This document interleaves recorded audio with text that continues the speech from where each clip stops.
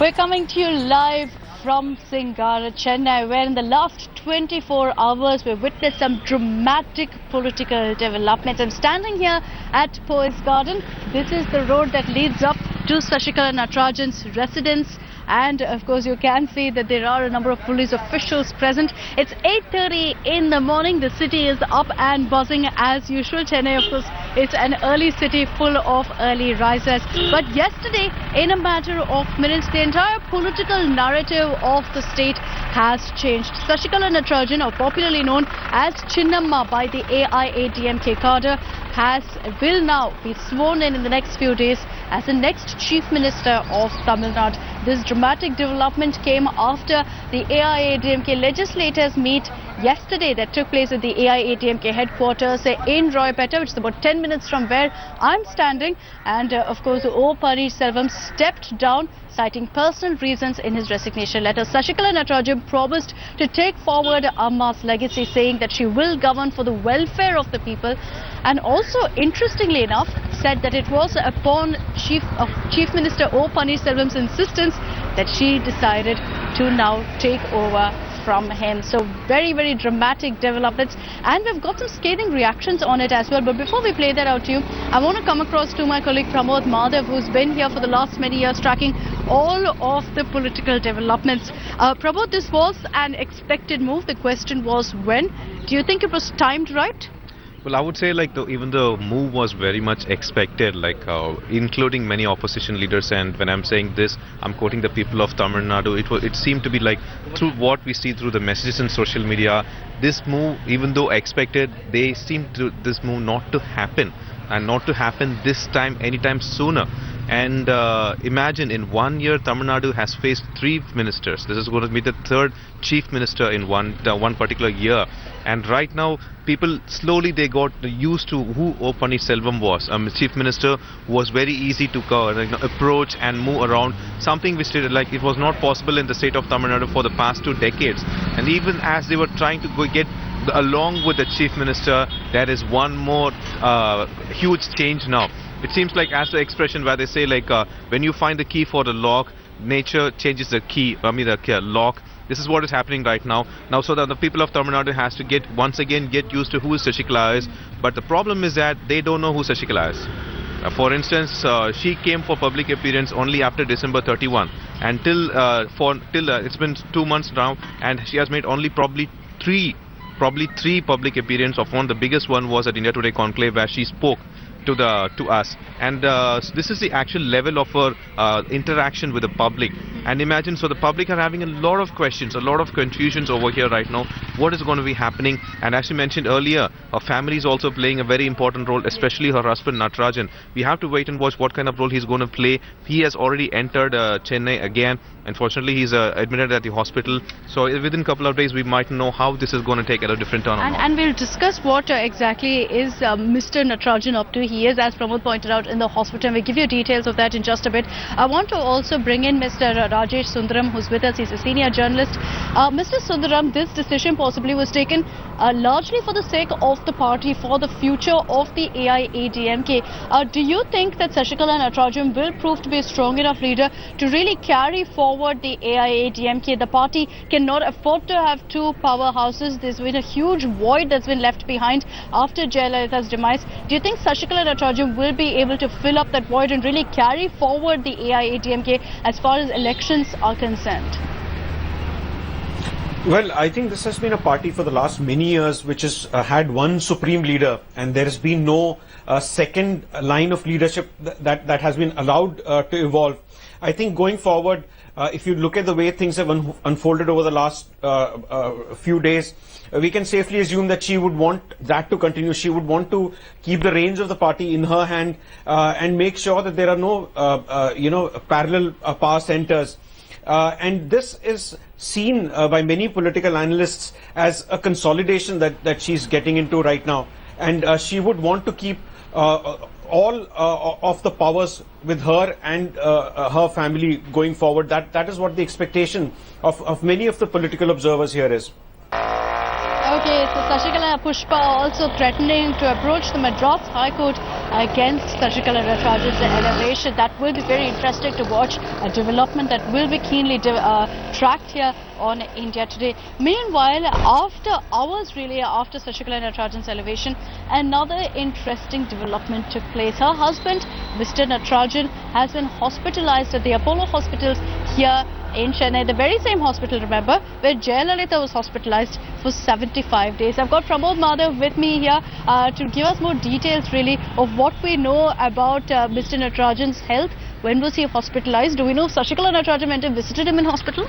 Well, Akshita, we would say like what is happening right now. I think we are predicting the future of the politics, what's going to happen in Tamil Nadu. But apparently, as we go by the facts, we've come to know that yesterday, sometime in the evening, Mr. Natarajan, Sashikala's husband, has complained of fatigue and he was taken to Apollo Hospital, where he's been admitted and he's being treated for dehydration presently. But we've also come to know that Sashikala's relative, Dr. Shivakumar, is also present over there and he's taking care of the situation over there. But as for us now, we are not sure if Sashikala has visited him yet. Possibly she might visit him today, or we are not aware of that as well. But as the day goes on, rolls on, we might get some information over there. But on the other end, analysts and other people see this particular move by Mr. Natarajan as an entry into Chennai again, as Chennai is an important place for any kind of political development in Tamil Nadu.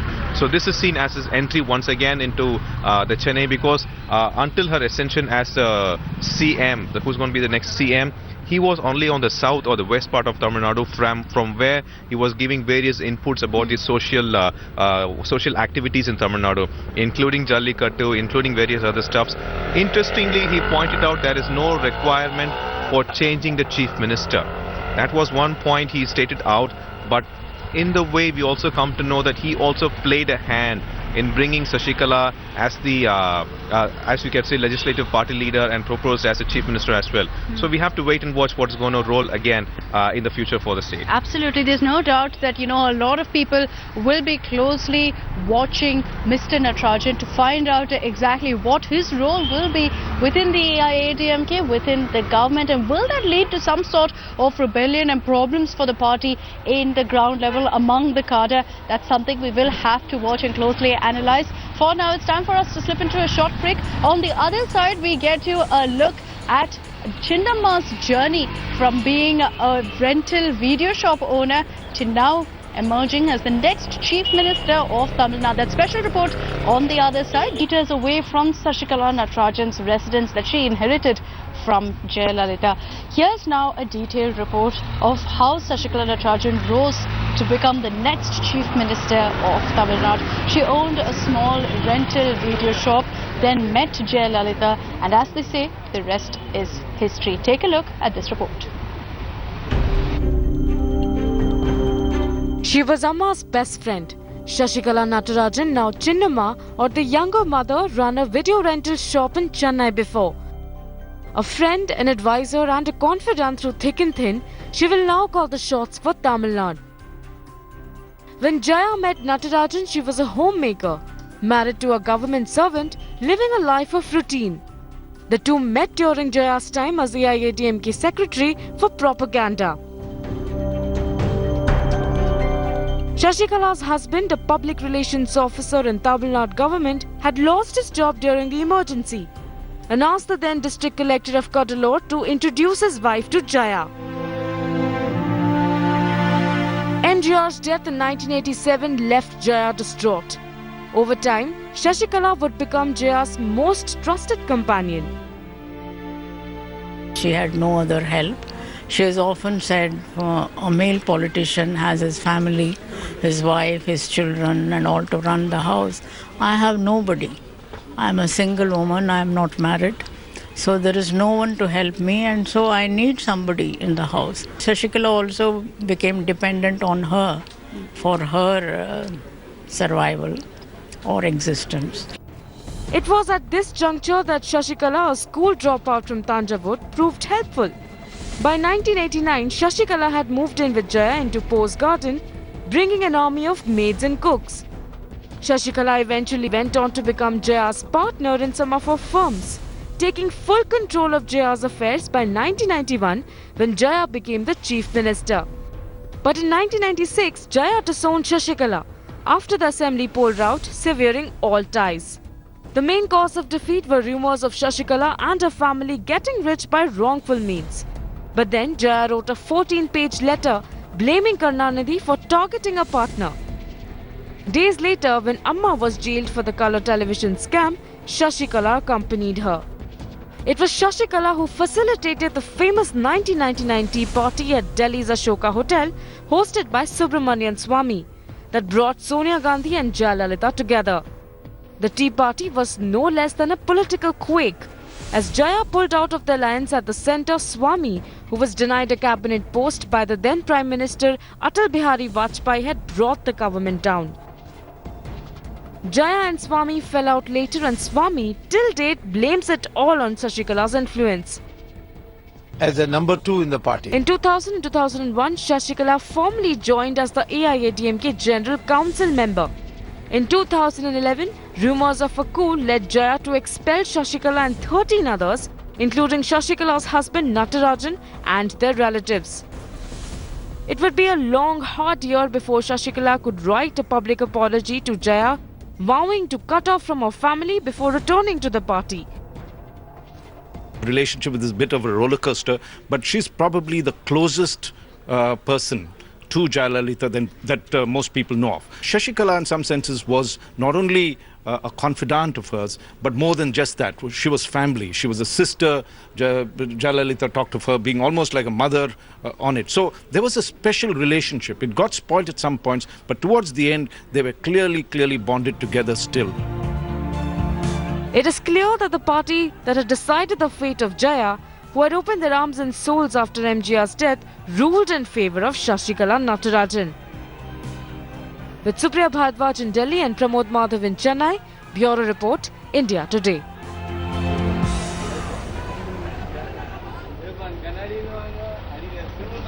Alright, so that was a report on Shashikala Natarajan's journey from, of course, being Shashikala to the Chinnamma of Tamil Nadu. Before we wrap up this edition, I want to get in closing comments from Pramod Madhav.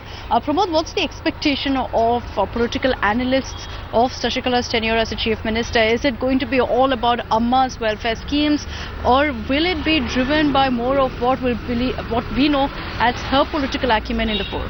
Well, as we coordinate with certain political analysts and what is prevailing right now, the first tweet of the first 3 tweets from Shashikala, she has said that she will follow Amma's legacy, which could be translated that she's not going to touch any of Jayalalitha's public welfare schemes, including Amma Canteen and Amma various other stuffs.